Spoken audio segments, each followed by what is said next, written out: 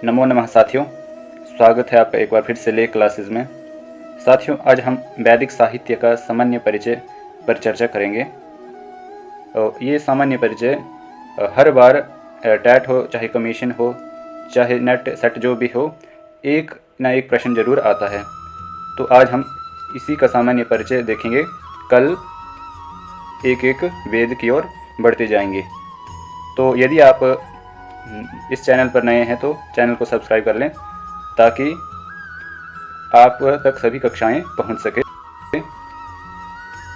तो चलिए शुरू करते हैं।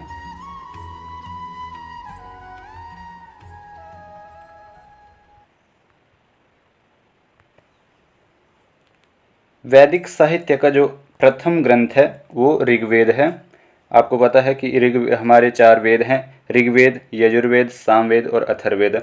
जो वैदिक साहित्य का प्रथम ग्रंथ माना जाता है वो ऋग्वेद माना जाता है। और यहाँ प्रश्न आता है कि वेद होता क्या, किसे कहते हैं वेद।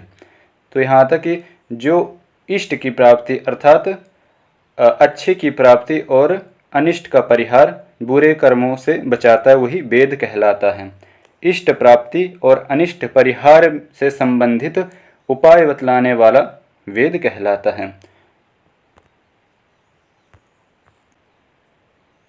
यहाँ पर सायणाचार्य जी की उक्ति है। उन्होंने कहा कि इष्ट प्राप्ति अनिष्ट परिहार यो लौकिकम उपायम यो वेदयति सह वेदः।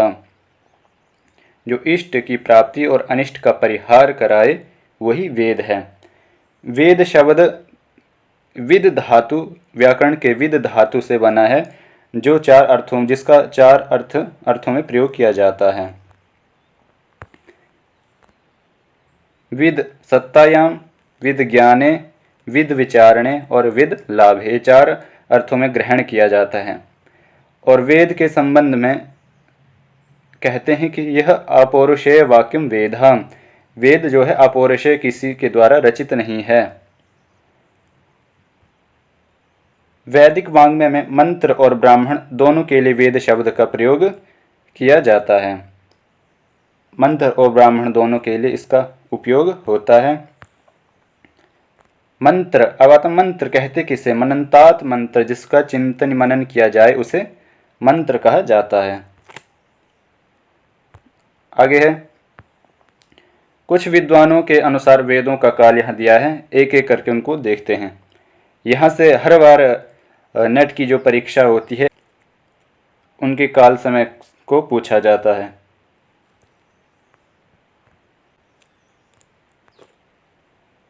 पहले स्वामी दयानंद सरस्वती।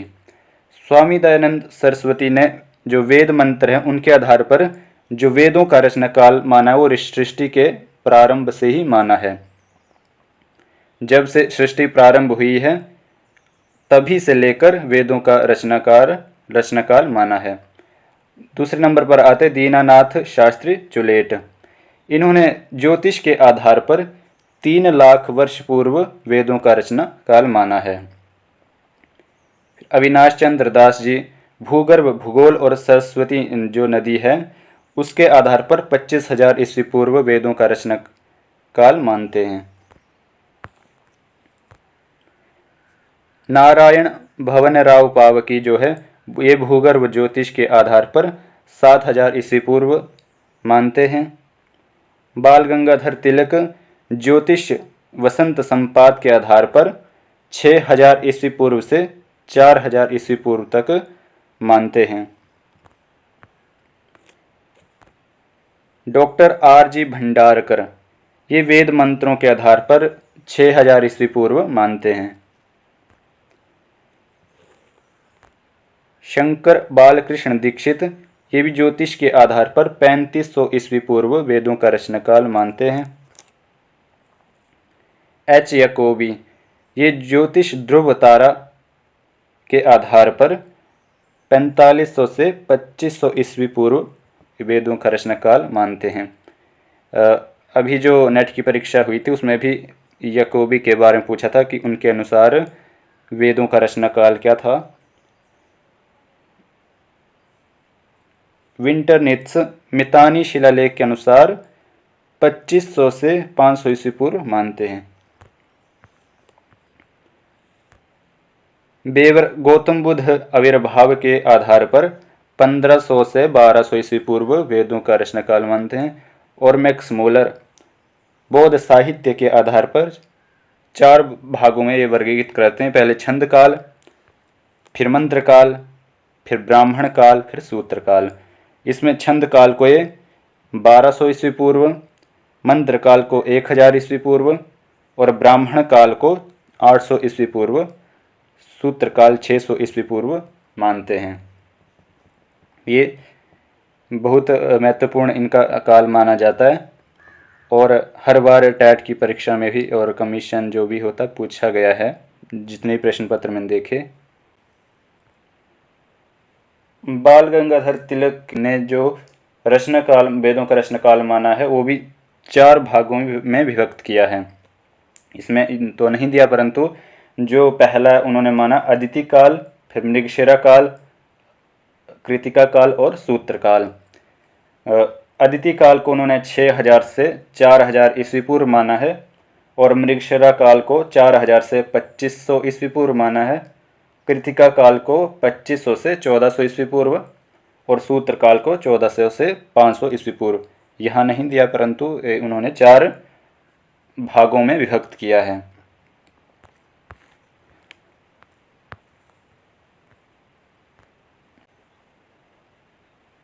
अब है मंत्रों के समूह को संहिता कहते हैं। जो संहिता है, जो मंत्रों का संकलन होता है, उनका जो समूह होता है उसे ही संहिता कहते हैं। संहिताएं 4 हैं। पहली है ऋग्वेद, यजुर्वेद, सामवेद और अथर्ववेद। 4 संहिताएं हैं और संहिताओं के अनेक शाखाएं भी दी गई हैं। ये प्रत्येक संहिताओं की अलग अलग शाखाएं दी गई हैं। महर्षि पतंजलि के अनुसार जो ऋग्वेद की शाखाएं हैं वो 21 मानी है, यजुर्वेद की 100 शाखाएं हैं, सामवेद की 1000 और अथर्ववेद की 9 शाखाएं मानी हैं। महर्षि पतंजलि के अनुसार चारों वेदों की 1130 शाखाएं, जिनमें से 11 ही अभी उपलब्ध मानी जाती हैं। और इनका सर्वप्रथम संकलन जो किया था वो महर्षि वेद व्यास जी ने किया था। महर्षि वेद व्यास जी ने अपने 4 शिष्यों को वेदों का अध्ययन कराया है। तो उन्होंने क्रम से ऋग्वेद का पैल को, यजुर्वेद का वैशंपायन को, सामवेद का जैमिनी को और अथर्ववेद का सुमंतु को। 4 वेद हैं ऋग्वेद, यजुर्वेद, सामवेद और अथर्ववेद। तो वेद त्रय में पहले 3 ऋग, यजुर और साम, ये 3 वेद त्रय के अंतर्गत आते हैं। अब इन वेद त्रयों के भिन्न भिन्न विषय हैं। जो ऋग्वेद का विषय वो है ज्ञान, यजुर्वेद का कर्म और सामवेद का उपासना से। वेदों के कुछ उपवेद हैं और उनके ऋषि। पहले ऋग्वेद के जो उपवेद है वो आयुर्वेद और धन्वंतरि ऋषि हैं। यजुर्वेद का उपवेद जो है धनुर्वेद है और विश्वामित्र इसके ऋषि हैं।